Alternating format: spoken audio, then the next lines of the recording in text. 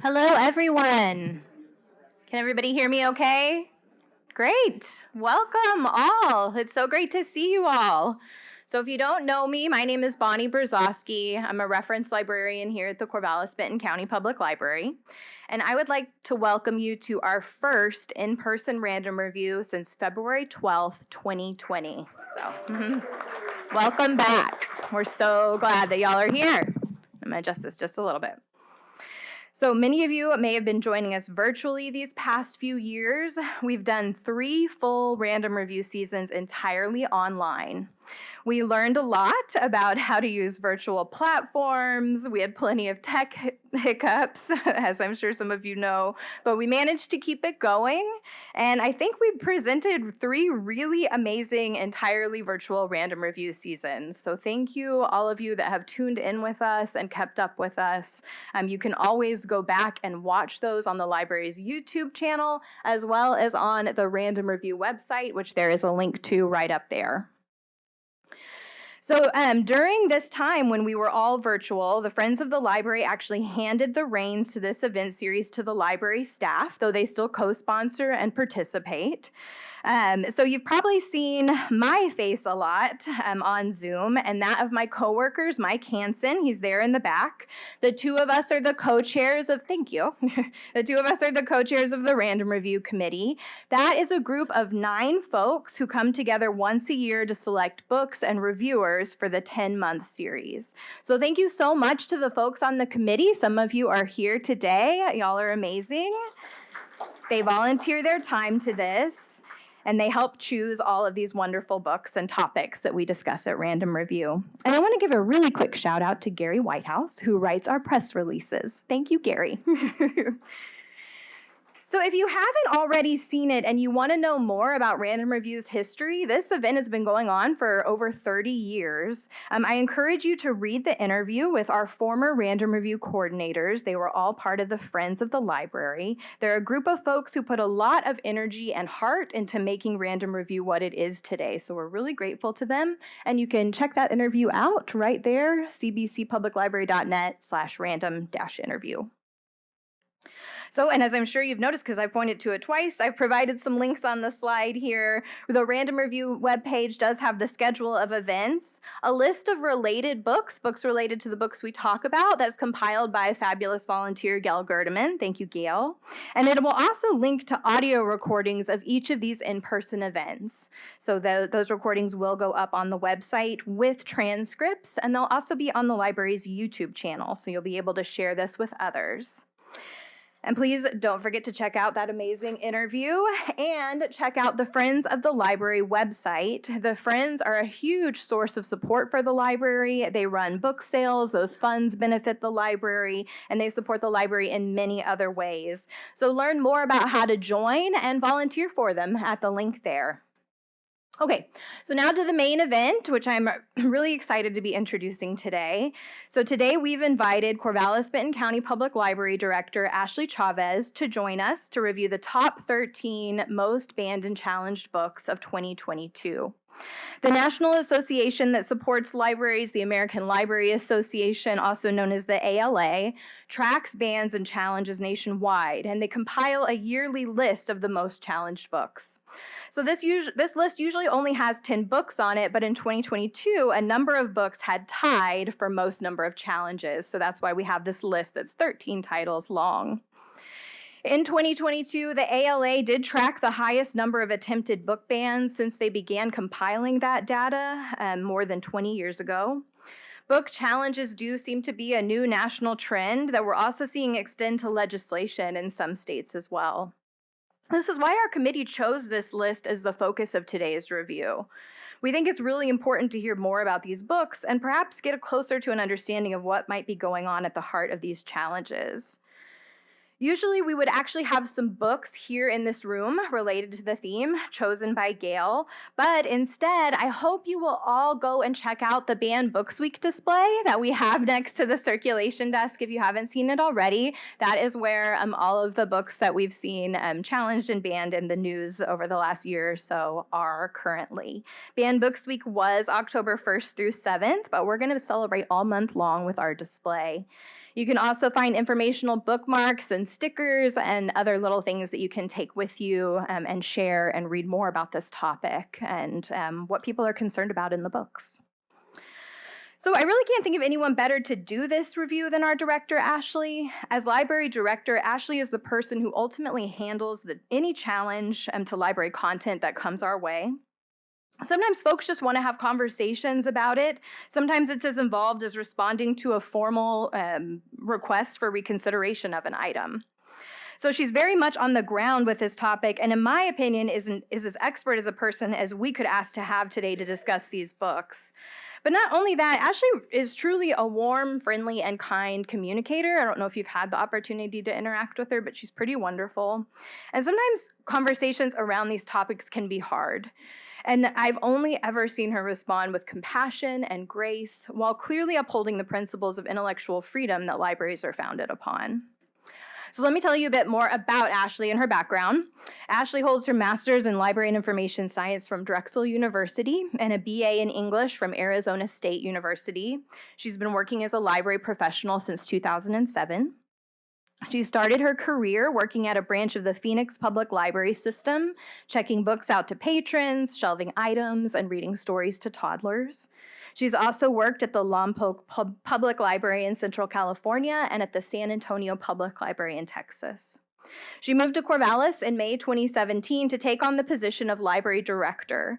During her tenure here, she has worked in collaboration with staff to creatively serve the community in a variety of ways, including the launch of library delivery service, the elimination of late fines, the creation of legacy funds for the Monroe and Al C. public libraries, and closing the Corvallis Library's unused upstairs patio into new usable space, and most recently began offering free parking to all library users. Yeah. All right. Ashley lives in Corvallis with her husband and their 10-year-old daughter and is currently serving her 6th year as a trustee on the Corvallis Public Schools Foundation Board.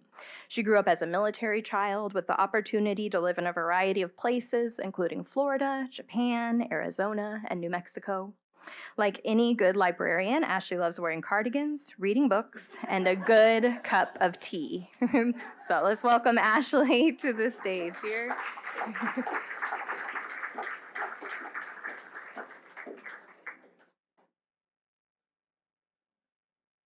Of course, thank you. Hello, welcome everyone. We're in person again. Good to see you.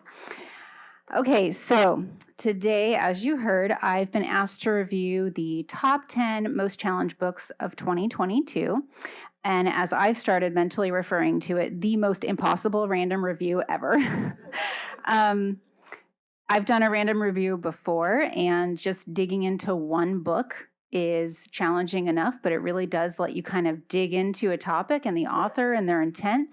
And going through not just 10, but 13 books in the span of an hour is pretty difficult. So I knew tackling this would be pretty difficult, but in the beginning, I was delusional enough to believe I could get through all 13 titles, in addition to sharing information with you about national trends and kind of what's happening locally.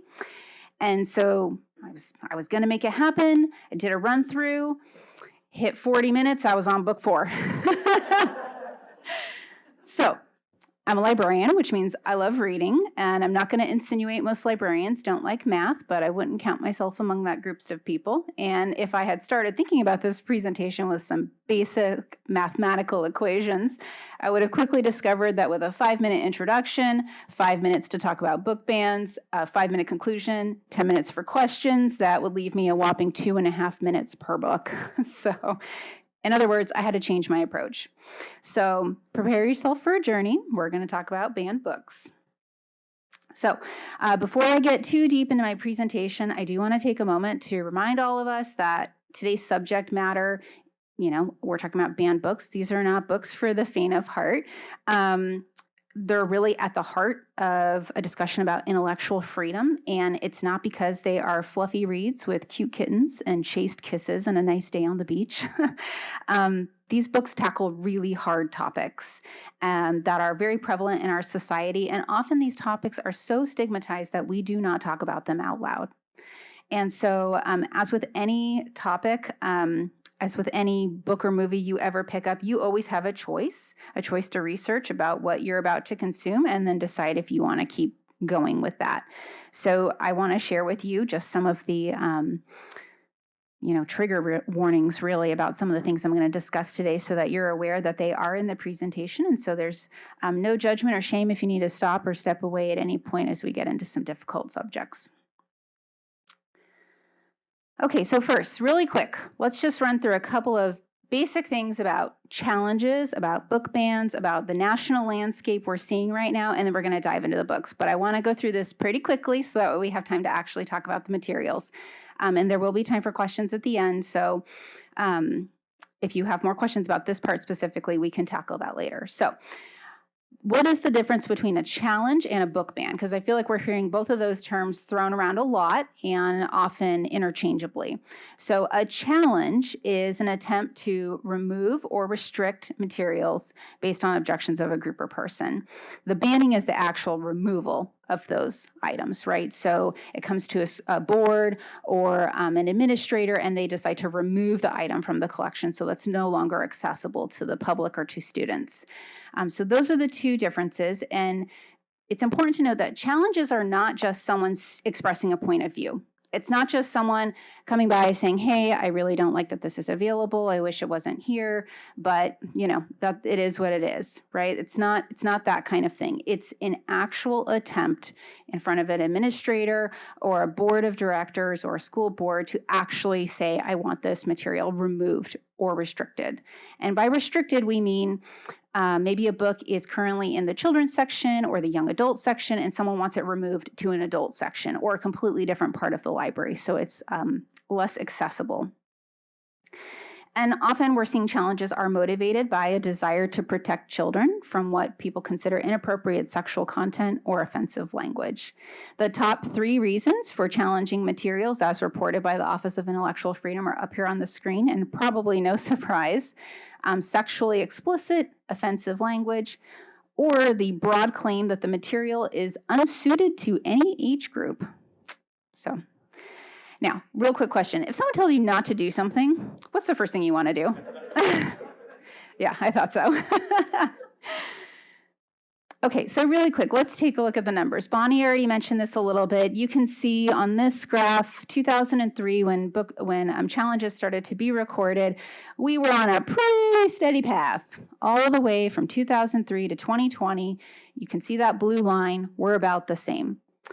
When we hit 2021, we see this huge spike into 1,800 challenges, and then 2022, even bigger, 2,571, and from all reports we're hearing from the American Library Association, 2023 is on its way to breaking the record again. So what I do want to say is this is number of challenges. It is not titles. So it could be the same title being challenged multiple times. That's included in these numbers. So what happened in 2021 that created this huge uprising in numbers? And it's very, very clear, based on everything available to us, that it is the prevalent use of lists of books compiled by organized censorship groups. They're putting together these lists, reaching out to their communities and saying, hey, we need to get these books removed from our schools and from our libraries so that way people cannot access these books. And that organized movement is really what created that huge spike that we saw. And as you can see, middle of the slide here, 90% of those challenges were not someone saying giving an objection to a single material. It was to a list of materials. And as you can see, 40% of those cases involved 100 or more books being challenged. And prior to 2021, all of our data shows that the vast majority of challenges were to singular books. So a parent would come forward having seen their child check out a book and say, hey, I'm really concerned about what I found in this. And that's not the kind of challenges we're seeing today. Okay, so are we talking about just books when we look at those numbers? The answer is no. However, it is a large percentage of it. 82% of those challenges you just saw were related to books, graphic novels, and or textbooks. 6% of them were to displays. So for example, we might have a Pride Month display. There's been a very organized group out there. One of them is called Hide the Pride, and they go around to displays and remove all the items. And so that is a big portion of the objections. Programs, I'm sure everyone's probably heard a lot of controversy about drag hour, drag story time hour. That's included in here. Films is a 1%, and then other, which includes perhaps saying, hey, you have unfiltered internet, and I think that there should be a filter on your public internet. Or it could be, objections to a post on social media, that kind of thing. Those are what make up those numbers. And then really, who are we talking about? 30% of these attempts are from parents, 28% are patrons, 17% are political or religious groups, 15% are the board or administrators themselves, 3% librarians and teachers, 3% elected officials, and then 4% are others, which frequently are people who are not a resident of that place, but still want to bring forward a challenge. Okay, where are we seeing this take place? Now, I think this graphic is a little misleading because it has school libraries and schools listed separately. But really, if you combine them, schools make up 51% of the places these are being challenged, and public libraries make up 48%. Only 1% is in higher education, really. But ultimately, between school libraries, actual schools, and public libraries, that's where all of these challenges are taking place, and it's pretty evenly split. And then last but not least, I thought you might be really interested to see this map of the United States. The dark red is where there are the most challenges, and the white, there are 0, and there's a pretty big red spot there in the middle. Don't think I need to comment on anymore, but I think that's an interesting telling story of where we're seeing challenges. Now, you might be wondering, well, that's national, but what about here in Corvallis-Benton County? What are we seeing? And so I put our last couple of years up here. You can see similar attempts here. However, I will say that we do see a variety of challenges here in Corvallis, and sometimes the books that we are seeing being challenged or materials are because maybe they think the book has racist undertones or has a misogynistic message. We see those kinds of challenges as well. Ultimately, as Bonnie stated earlier, we are here to uphold the principles of intellectual freedom and access to materials. And so, honestly, I don't think we'd be a very good library if we didn't have something offensive in our collection. And so we have, although there have been challenges, there have been no books removed from the library's collection over that time. Oh, thank you. Okay, so real quick, why are we talking about 13 books and not 10? Well, that's because there are some ties. And like I said, because of our limited time, I'm not going to be able to dive into each and every book into the depth I really want to. I had a new idea. Maybe we should have a 3-hour random review and take a break for cookies in the middle. But alas, here we are. I'm going to do my best. Okay, so I'm really going to just try and focus on themes and patterns here for you to kind of understand what we are seeing and why these books continually sort of come up. So first, let's take a look at the titles we're going to be covering. Some of these I think are probably books you've heard of, and some of them are going to be completely new to you. So we have Gender Queer, All Boys Aren't Blue, The Bluest Eye, Flamer, Looking for Alaska, and then also tied for 5th is The Perks of Being a Wallflower. Lawn Boy, The Absolutely True Diary of a Part-Time Indian. I guarantee probably everyone's heard of that one at least. Out of Darkness, and then we've got 4 tied for spot number 10. I'm just trying to make my job difficult, I know. Court of Mist and Fury, Crank, Me, Earl, and the Dying Girl, and This Book is Gay. Okay, so I'm going to spend a little bit more time on the most challenged book of 2022, which is Gender Queer. If you haven't heard of this book, honestly, I really recommend you take a look at it for yourself. There is honest, and I'd say that with every single one of these books, there's really nothing like reading it for yourself and making a decision on your own. But so Genderqueer was published in May of 2019. It's the memoir in the style of a graphic novel written by a non-binary author, and it has been challenged because of LGBTQIA+ content and claims that the item is sexually explicit. Genderqueer has been banned in 15 states, at least in 2022. And like I said, I'm going to spend a little bit more time on this book just because of how controversial it is and how much it's being discussed these days. So in this 240-page graphic novel, it tells the story of our author and their journey to understand sexuality and gender. And so I think this would be a really good moment to just pause and reflect on the fact that our schools do teach both anatomy and sex education, often beginning in the 5th grade. And how it's addressed changes throughout the years, depending on grade level and state, but often it starts out with conversations about puberty, transitioning into like a clinical talk about reproduction. And by high school, most classrooms are full of students learning about condoms, birth control, STDs, consent, and anatomy. And almost exclusively, these lessons are based on heterosexual norms.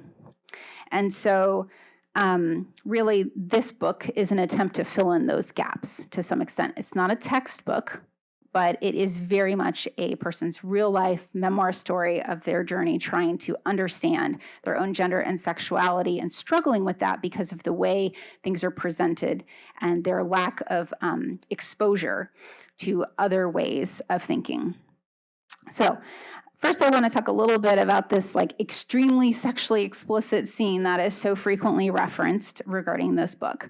So one, I want to tell you it occurs when both characters are fully clothed.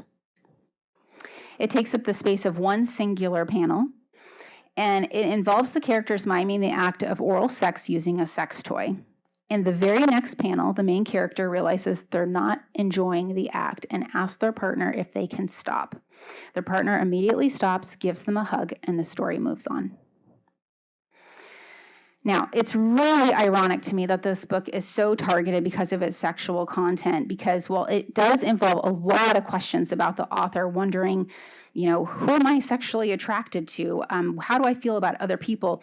Most of the story revolves around the fact that the author does not feel any sexual attraction to anyone. The idea here is that, you know, folks are everyone trying to grow up. I mean, we all remember that time, right? Trying to figure out how you feel about people. What is never discussed in society really is the idea that you might not feel any attraction to anyone. And what does that make you? Are you broken? So the asexuality spectrum, or the ace umbrella, is really explored in this book, and it helps people become familiar with the idea that romantic attraction and sexual attraction do not have to be the same thing. And so likewise, you know, this book explores those same concepts with gender.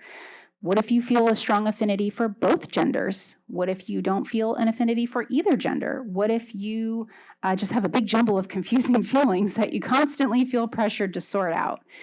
It's about not looking at things black and white, but instead saying, what else is there? Right? We feel like we always have to put ourselves in these boxes. What does it mean if I don't fit in any of the boxes?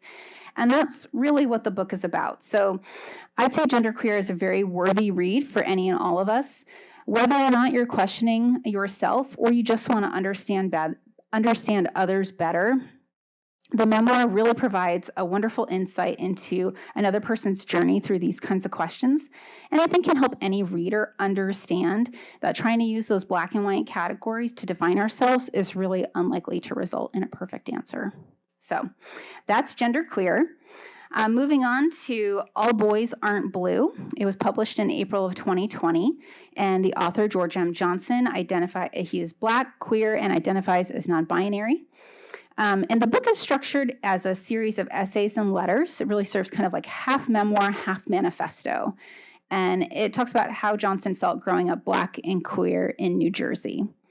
And so there was a really great quote. Johnson was interviewed by Time Magazine and asked directly about the claims to challenges for the book, which are all related to LGBTQIA+ content and being sexually explicit. And Johnson had a really simple response that I want to share. They said, I am using my story to teach kids about the mistakes that I made the first time I was having sex, so they don't make those same mistakes. I'm teaching kids not to feel guilty about when sexual abuse happens and how to recognize sexual abuse and how to fight against those traumas that you can hold on to for so long. And so if you're going to talk about sexual trauma, how to recognize it, how to fight against it, how to cope with it, I'm not surprised there's some sexually explicit scenes in the book, but the intent is not to arouse or titillate or excite. It's to talk about real life and how to cope with extremely traumatic events. So our third book we're going to talk about is The Bluest Eye by Toni Morrison. I have a feeling probably a decent amount of folks in the room have read this book or are at least familiar with it. This was actually Toni Morrison's first novel. It was published in 1970. And honestly, if you've read any Toni Morrison novel, you're probably not surprised to see her on this list. This particular book is set in 1941. It tells the story of a young African-American girl growing up during the Great Depression. She's constantly referred to as ugly because of her mannerisms and dark skin. And she really, really, really wishes that she had blue eyes, because to her, that is what it means to be beautiful. And so, and obviously it goes without being said, blue eyes are associated with whiteness, right? So that's sort of the character's journey. However, the trauma that happens to this character is really unthinkable. It includes being raped by her drunken father and being left pregnant.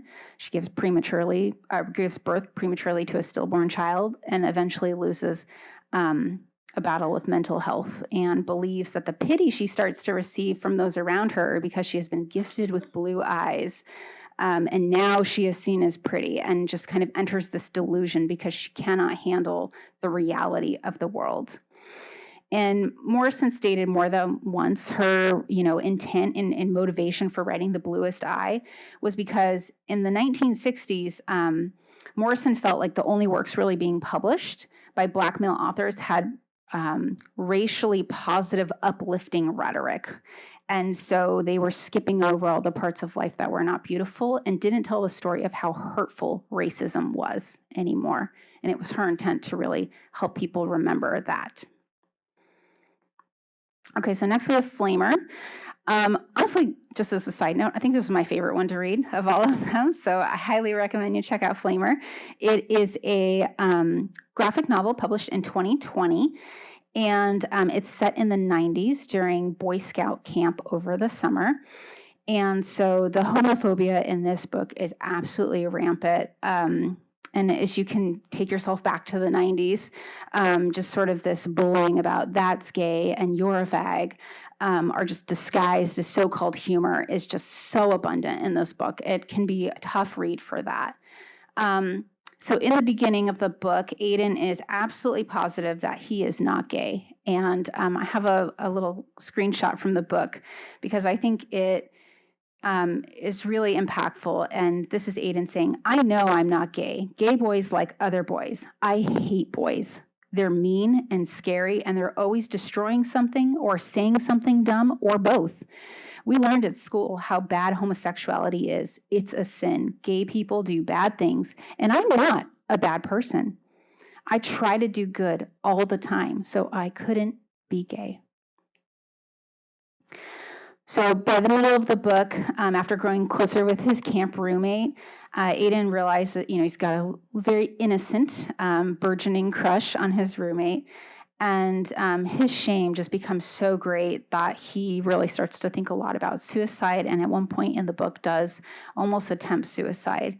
And there's this really powerful line during the scene of which he's thinking about doing that, where this just sort of like hand reaches out to him and says, even if everyone were to forsake you, you are enough. And so in the afterword of Flamer, Mike Curato, the author, writes this really touching passage about why he wanted to write this story. And he says, like my character Aiden, I feel overwhelmed by a culture of hatred. And also like Aiden, I once kneeled in a camp chapel with a knife against my wrist. I wanted my anguish to stop. I wanted to silence my fears. I was so scared of high school, I did not think I would survive it. Worst of all, I hated myself. But like Aiden, I found the strength to live. And although living is scary when we continue to suffer, I would do it all over again to be able to write this book for you. To hope, to dream, to want to love, these are dangerous acts. Fear and hope are bound up together inside of us alongside all our flaws and our divinity. And in the darkness, we can find an inner light to guide us. And there is light in you even if you can't see it. And so the content in this book that is sexually explicit is really just a bunch of boys at Boy Scout camp making really crude, mean jokes to each other.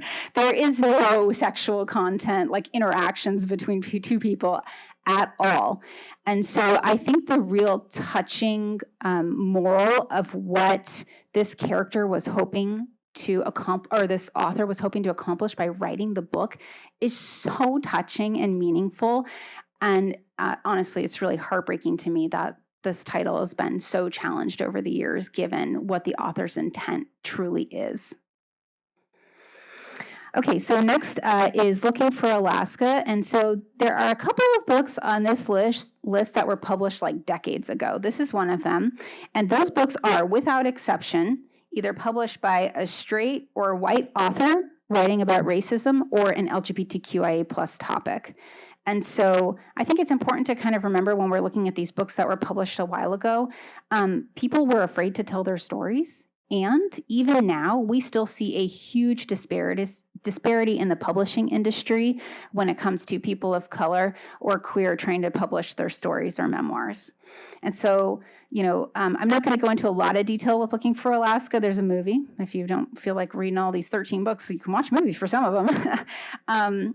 But ultimately, this book really seeks to explore the meaning of life and death after not the main character, but one of the characters is named Alaska, and they drive off under the influence and pass away. And so the main character is really trying to find out, the meaning of what happened and, sort of the grief that comes along with losing a friend, especially while in high school. And so, like most of these books, they take place when characters are teenagers. And as we all know from either raising a teenager or being a teenager or knowing teenagers, lots of profanity happens, sexually explicit things happen. Like, these are just true to life. And if we're going to tell a story that resonates and feels real and makes meaning, it has to include those things. Okay, so Perks of Being a Wallflower is very similar to Looking for Alaska in that, again, it was published in February of '99 by a white straight ally. The story really covers a super traumatic past for this character, including some sexual abuse trauma by a relative, repression of those memories, and then grief around death. And so, honestly, so Charlie's the main character. One of their best friends is gay, and it really has nothing to do with the story, but it has a lot to do with the challenges around this book. And ultimately, the story is really far more about this person unpacking the trauma related to this sexual abuse. So kind of like I was saying earlier, right? A lot of these books that are challenged for sexual content they're not writing about sexual content in a way of hoping to arouse or make this sort of like romance story. It's very difficult trauma that people might also be experiencing and need a way to process and read that. And so this is another book that falls squarely into that category. Okay, so Lawn Boy. Lawn Boy was published in 2018. And really the whole thing is about the main character coming to terms with the fact that he is gay. And I think this book is actually really interesting in the fact that it has been challenged for being sexually explicit, because I have a short passage I want to read to you. So it takes place towards the end of the book once the main characters sort of finally come to accept his developing feelings for his friend Andrew. And they start kissing, and here's what is written. I won't bore you with the particulars, how I staunched his bleeding lip with the pressure of my tongue, or how I cut my lip on his braces, or how he stopped my bleeding lip or the rest of that intimate stuff about our breath growing heavy and our hearts beating furiously and our man parts straining against our stout denim trousers. I'm not writing erotica here. So that's the sexually explicit scene. But there are a couple of lines, and I mean a couple, like just a few, where the main character kind of has this reminiscent, or he reflects and recalls this time where both he and another boy were 10 and had like a very mild sexual encounter, mostly out of curiosity. And it's not written explicitly in any way. Again, it's like a one-sentence reference, like a throwaway. And it's not actively happening either. But that passage has meant that this author has basically been targeted as a pedophile. And that is the basis of the ban attempts. Also, I have to say there's some pretty heartbreaking stories. Like the folks have even challenged this author's right to raise his children. So it's been really difficult for him. But as with other books of this nature, what the book is truly trying to convey is about the story and the journey of coming to recognize one's own sexuality and not rejecting who you are because other people tell you it's wrong. And that's really what the book is about. It has nothing to do with the one-sentence throwaway line about being 10 and curious. So, anyways, I just had to read that passage for you because when I stumbled across it, I was like, this is just kind of funny, really, that this book is being challenged for sexual content. Okay, so next we have The Absolutely True Diary of a Part-Time Indian, one of the few books I had actually read prior to this random review. So let's see. Oh, I'm doing okay on time. So I'm hoping some of you have read this book. I'm seeing some nodding heads. Great. Okay, so this book was published in 2007. Alexi Sherman is a Native American of the Spokane tribe and tells his story about going to high school while living on a reservation. And his parents are both serious alcoholics in the book, and he was just incredibly impoverished and really spends most of the book trying to keep that disclosed from his friends. And so there is some profanity in the book, and a one-page passage that makes some humorous references to the main character admitting that not only does he masturbate, he's very good at it, and says, in fact, I can't believe y'all are going to have to look at me as the library director after I read some of these passages. It says, in fact, if there were a professional masturbators league, I'd get drafted to one and make millions of dollars. And if you're thinking, well, you really shouldn't be talking about masturbation in public. Well, tough. I want to talk about it because everyone does it and everyone likes it. And if God hadn't wanted us to masturbate, then God wouldn't have given us thumbs. And honestly, that's about as sexually explicit as it ever gets in this book. It's just a one-page, anyways, he talks about curves and geometry and equating them to women's curves, and it's all just very funny, like teenage humor. But one of my favorite parts is after the main character, he takes this girl out. Her name is Penelope. And in the middle of their date, she finds out that he does not have a lot of money. He doesn't have enough. He has to have a friend pay for their date and all these things. And she kisses him. And here's what it says in the book. I figured she was going to march out of my life right then, but she didn't. Instead, she kissed me on the cheek. I guess poor guys don't get kissed on the lips. I was going to yell at her for being shallow. But then I realized she was being my friend, being a really good friend, in fact. She was concerned about me, and I'd been thinking about her breasts, and she'd been thinking about my whole life. I was the shallow one. And so once again, this kind of gets at the messages and intent of these books. They are great life lessons to be found and really compelling, engaging reads. And yes, of course, there's going to be references to sex, like that's just going to happen in a book about teenagers, or even if, all of us are readers in this room. It happens a lot in the books we read, right? It's going to happen. But I think the way it's presented in these books, for the most part, is just, it's funny or it's touching. That's what it's really about. Okay, so moving on. By the way, I had so many passages from this book I wanted to read to you. It was really hard to narrow it down to 2. So if you've never read this book, you really should give it a shot. I think it's just a classic. Okay, so Out of Darkness, I'm actually not going to talk that much about the book. I want to point out something that I find far more interesting about Out of Darkness. So this was published in 2015. The author, Ashley Hope Perez, is white, but her ambitions for writing this book were actually in the hopes of elevating the stories of her Latinx students. And there's an interview where she said, when I taught English at Cesar Chavez High School on the southeast side of Houston, many of my students were convinced they hated to read and write. My goal was to help them connect to books that would change their minds. Those conversations were the first reason that I, as a white woman, became passionate about stories that center Latinx lives. And learning with them and many other amazing readers, including my sons, continues to shape the vision of what it means for Latinx readers to find themselves and their community represented responsibly in the pages of the books they read.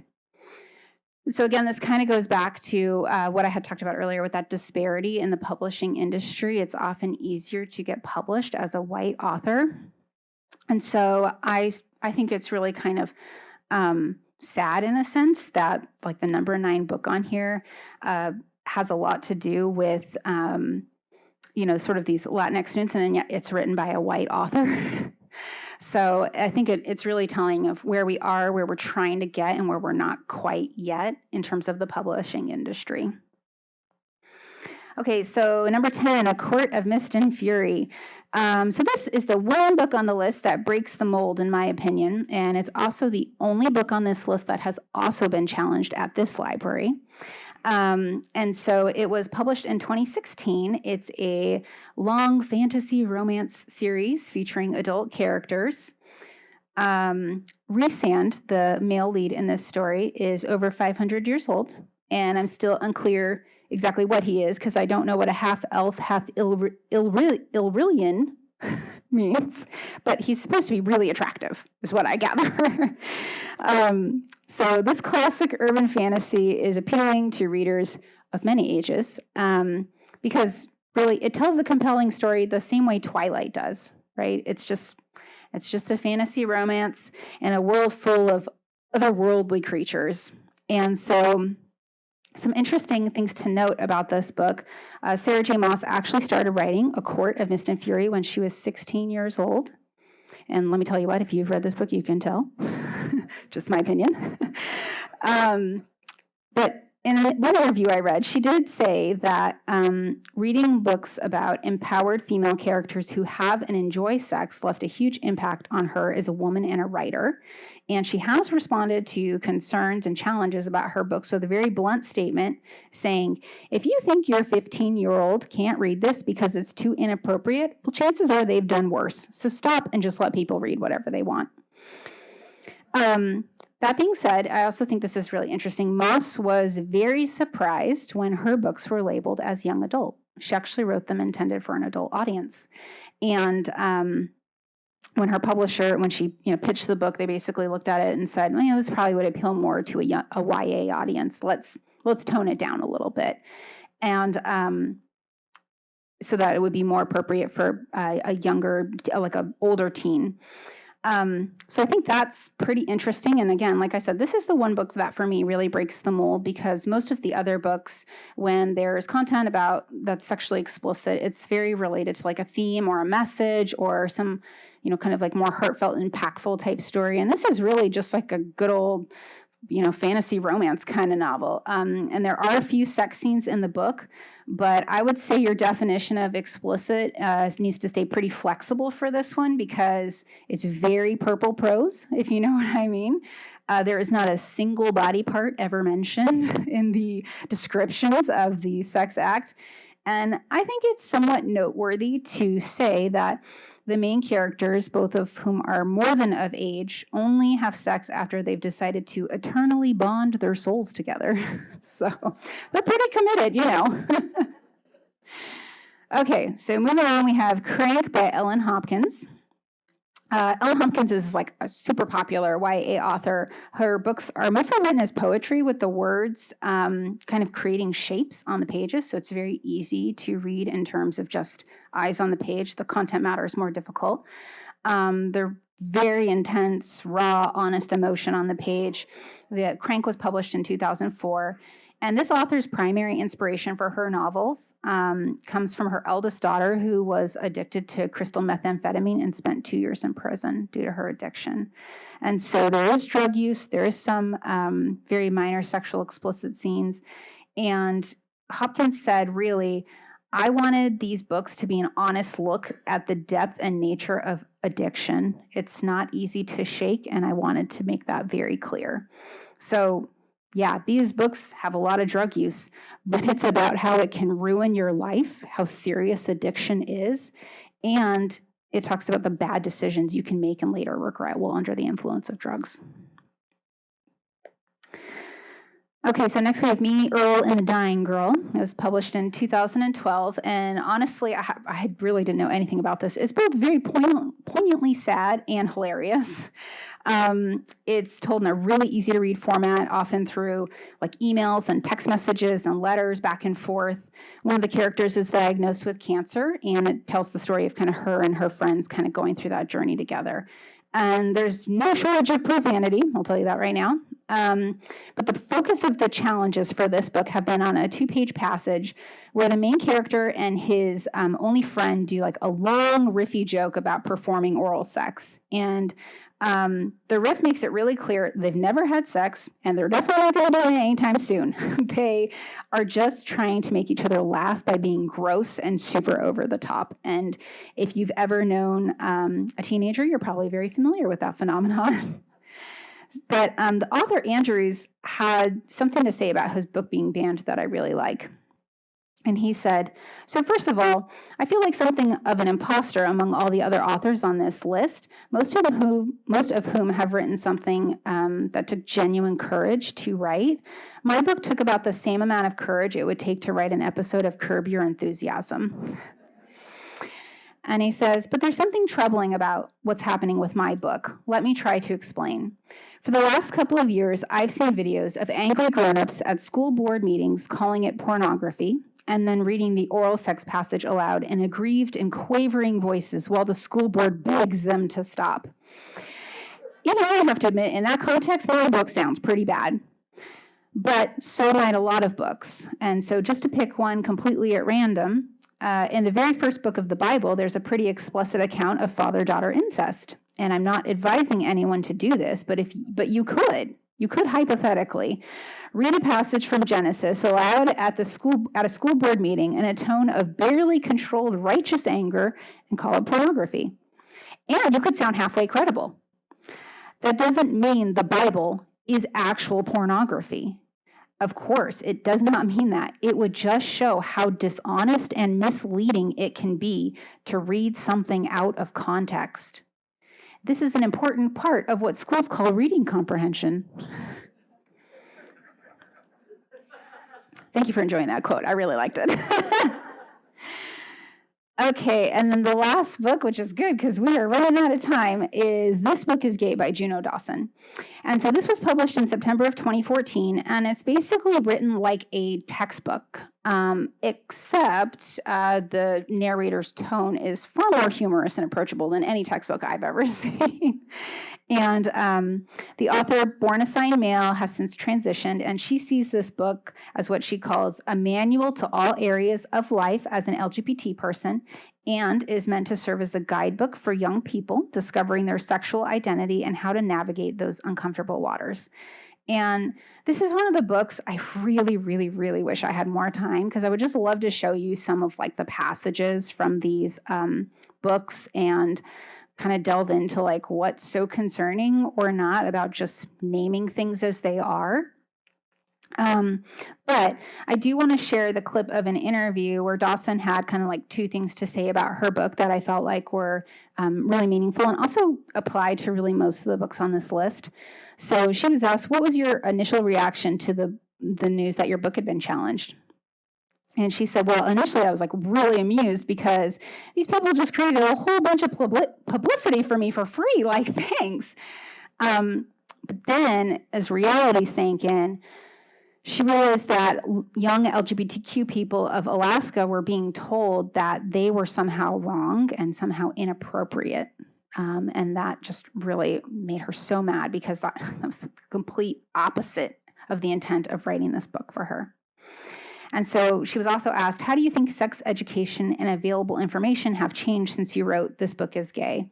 And she said, I grew up in the 90s. I left school very unprepared for adulthood. I'd cobbled together basically gossip from high school. And in the early days of the internet and little snippets, it was just HIV, AIDS everywhere. So she was really scared of sex and made some risky choices that she shouldn't have. And so she really just did not want to see that happen for the next generation and wanted to make sure there was a way that young queer people could go into adulthood armed with better knowledge so they could be smart about sex and dating. And so Dawson says, that felt like a really good thing to me. I think it's still true because the internet has only gotten more powerful. And to some extent, yes, that means you can find more information. But what Dawson says is, it's different in that I wasn't able to see hardcore pornography. I wasn't inundated with guys in my DMs or Snapchat or Instagram, which is what I see happening to my teenage nieces now. And so she feels like her responsibility as an adult is trying to teach kids how to stay safe with all of this going on. And so that's the most responsible thing she could think to do as an adult and why she wrote this book. Okay, so let's talk about some conclusions and then we can get into questions. So number one, I hope I've really drilled this one in, context matters. Reading a singular passage out of context can make anything sound bad. And I will say, honestly, when I first started this presentation, I thought, why don't I just pull out the most offensive passage in every book and we'll just go look at all of them together. And I decided, that would be exactly what's wrong with this whole banned book situation. We would just be looking at the thing that people find most offensive about the book without talking about the actual message or intent of the author and the material. So the other thing that I think has been made pretty clear through going through this is there's a really clear target on LGBTQIA plus material, characters, and authors. And I also just want to say it because I say it all the time, so I might as well say it to you. Libraries, whether they're school libraries or public libraries, do not act in loco parentis, right? We seek to provide information and allow for the expression of intellectual freedom. Whether or not someone should be reading a book is not my decision as a library director. That's a person's decision or their parents or a decision made mutually together. And there are plenty of tools and resources for parents and caregivers to evaluate whether or not a particular material is appropriate for reading. Because I don't know about you, but I don't have time to read the 300-page book my kid just brought home from the library to decide if I think it's okay. But there's lots of websites out there that will sum it up for you in a couple of sentences really easily. And then you can just quickly decide, hey, I think you're old enough for this. Hey, I think you're not. It's that simple. And so I do want to say again, many times a request is not to remove an item from the collection, but rather to change the collection it resides in. And I think the main goal and intent of this is the idea that kids might just stumble upon this book on the shelf in the young adult area. Well, I've got a statistic for you. Okay, so A Court of Mist and Fury, one of the books I showed you a minute ago, the sort of urban fantasy Twilight-esque book. Physical copies, this is here in our library system, physical copy of that book has 1 hold on it. The ebook has 162 holds on it, and the downloadable audiobook has 146 holds on it. So chances are a teenager has downloaded this on their phone. They do come in here and check it out, okay? No one's stumbling across this stuff because, one, I had to put a hold on all these and wait for months to get them. They are not just on the shelf. They're popular now. Everyone's checking them out. And chances are, if you're a teen, you probably just downloaded it on your phone and read it that way. But I did want to say, just in case you're curious about how the library makes decisions on where to place an item, we do use professional sources, such as Kirkus Reviews or School Library Journal. There's a number of places out there where this is sort of their bread and butter of what they do. They kind of try and help us decide where an item belongs in the collection, but ultimately, anyone can check out any book from any section of the library at any time, and that's been made even easier with downloadable materials. So, With that, I just want to say I hope you pick up a banned book and read one, because I gotta say I think I enjoyed all 13 of them. It was really good. Sorry I couldn't go into more depth. And with that, I'd be happy to answer any questions that you might have.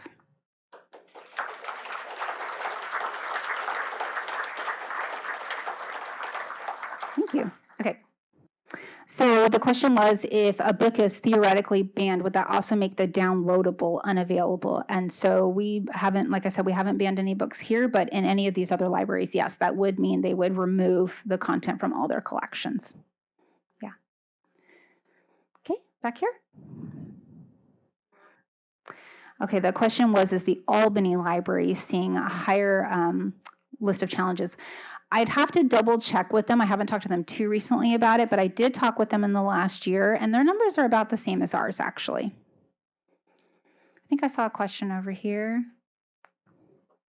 Oh, okay. So earlier, the question is, I made a reference earlier to the genderqueer being banned in 12 states, and the question is, how would a state go about banning a book? So just to clarify my earlier comment, it just meant that 12 of those states have banned the book from like whatever school or library or whatever it is. But as Bonnie mentioned in the introduction, there is a surprising amount of new legislation attempted to do exactly that.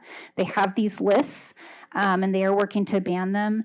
Another state, that one that was super, super dark red, you might remember on my map. So Texas has recently tried to make it so that publishers have to state the rating of a book based on how sexually explicit it is. And if it falls into a certain rating category, then it wouldn't be allowed to be purchased or maintained in any school or school library collection. So, honestly, the legislation we're seeing is all over the place, lots of different approaches to attempt to restrict access to the material. So, yes. So the question was, these books are obviously gaining a lot of notoriety as, LGBTQIA plus books. Are these the best books for that? And I think to some extent, yes and no. Like, there's something to be said for all having read the same thing and having like some commonality of language to talk to other people about. This Book Is Gay was a really good job of just like sort of textbook laying out, this is what different terms mean. This is what apps, like what their privacy laws are with your data. Had a lot of good information like that, but again, it's a little outdated. So I would say there's lots of great book lists out there, both here at the library and on the internet, where you can find information about that. Most of these were more memoir or just stories. Only one of them was really intended to be like informational. So, and I think to some extent there's a reason for that, because a story resonates more with folks, and so is less informational in that respect. Other questions? So the question is, are we pretty much just seeing challenges around the kinds of books I've talked about, or are we also seeing challenges to books that talk about scientific concepts like evolution? And I think with any of this, you'll find that there's always a couple of books that are challenged for different things, somewhat like you're speaking of, but by no means has it gained momentum the way these other challenges have happened. It's really not that common, but you can, both on the Office of Intellectual Freedom, you can look at you can actually see the data, and Oregon also does something similar. They post the State Library of Oregon posts all of the books that have been challenged in the state of Oregon, and you can go look at like a list of titles, and you can even see the reasons people have challenged them. So it's actually a pretty interesting thing to look through if you ever have the time for it. Okay, so another question over here. So great question. Someone asked, do I know how many books have been challenged, like in our local high school, CVS or CH, or CHS and CV?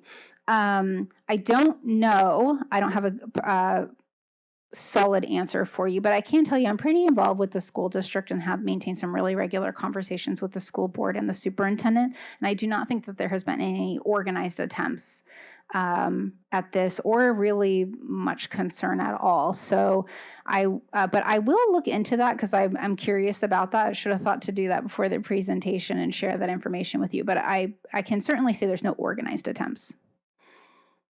Okay, I know there are some hands I missed. Feel free.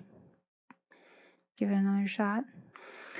So the elementary challenges are really not nearly at the same level as these books. Really famous one from a number of years ago is about a book about two male penguins that raise a baby penguin together, based on a true story.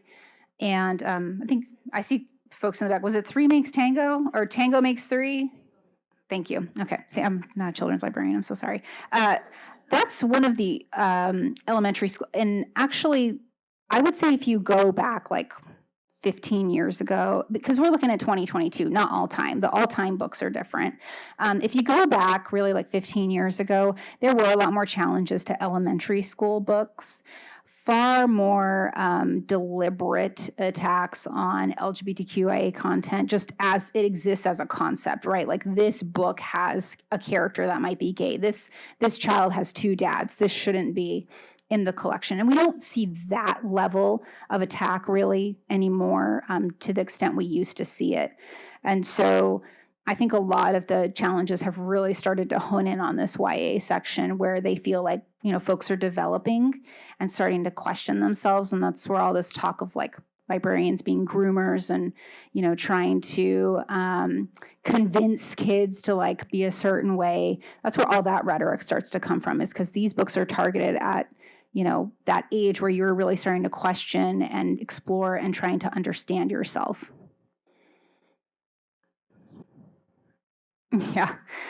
If you, basically, in case you couldn't hear that, it's just kind of the story of one of the Adventures of Tom Sawyer, and one of the reasons it was banned. And I think just really, if you look into this topic, you do not have to do a lot of digging to really see just how scared and hateful people can be when it comes to addressing topics that they don't want to exist. And so that's really what a lot of it has been. But like I showed in that first graph, until 2021, the number of books we were seeing being challenged didn't have this kind of focus.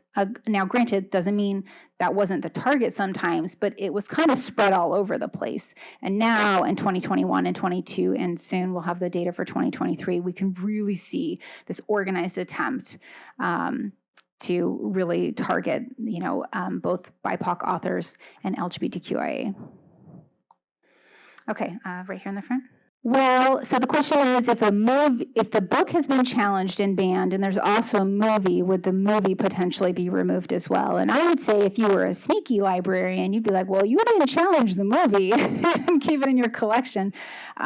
Most of the time, school libraries don't typically have DVDs in their collections. Sometimes they do. But I would say that's probably a mix. I would say either someone kind of worked around a little loophole, or the ban was specific enough to say, all of this needs to be removed. But as anyone here who has ever read a book and then watched a movie, I think we all know they can be extremely, extremely different. And sometimes the movie is far more explicit than the book ever was. But as you saw earlier from that one slide, the challenges to DVDs themselves only made up 1% of the challenges. Oh, sure. Yeah. So the question is, can I explain what the IA is in LGBTQIA?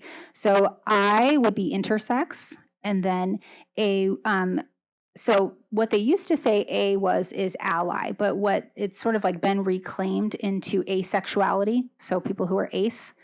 And so sometimes people still say ally, but that is not what it is intended to represent. It's intended to represent, people on the queer spectrum, and, allies are not necessarily included in that. Not that allies don't have an important part to play, but they're not part of the acronym there.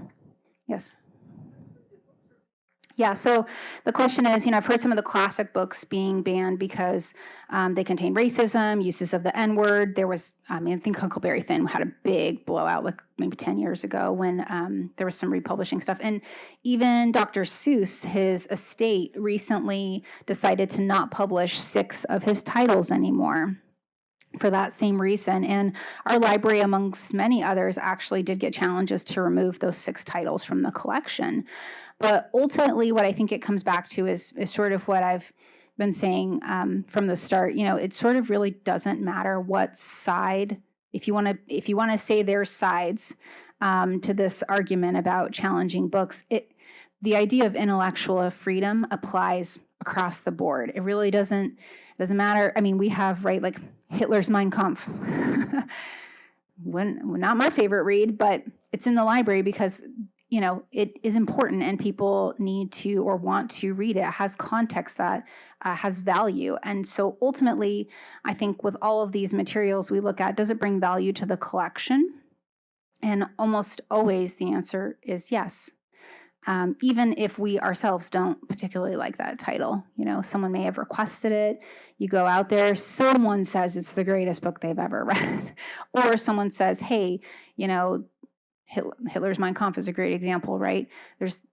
There's no reason to read it except to understand, right, the hatred and indoctrination tactics that he used. And so that can be meaningful in some way, especially with a historical context. So I especially in Corvallis, right, I see these requests kind of come from all angles, right? This item's too sexually explicit, this book promotes racism, and I don't think that this should be in the collection. And ultimately, I leave it to you, the reader, to decide whether or not you want to read the book and think it's trash. Sometimes it's the first part of reading a book. You read it and you're like, this sucks. And just, toss it over there and never look at it again and badmouth it to all your friends. You've got the right to do that. And I'm here to protect that right for you. So thank you. Okay, I'm going to let you go. We're 10 minutes past and lots of great questions. But if you have other questions, you know where I work and where to find me. So feel free to find me.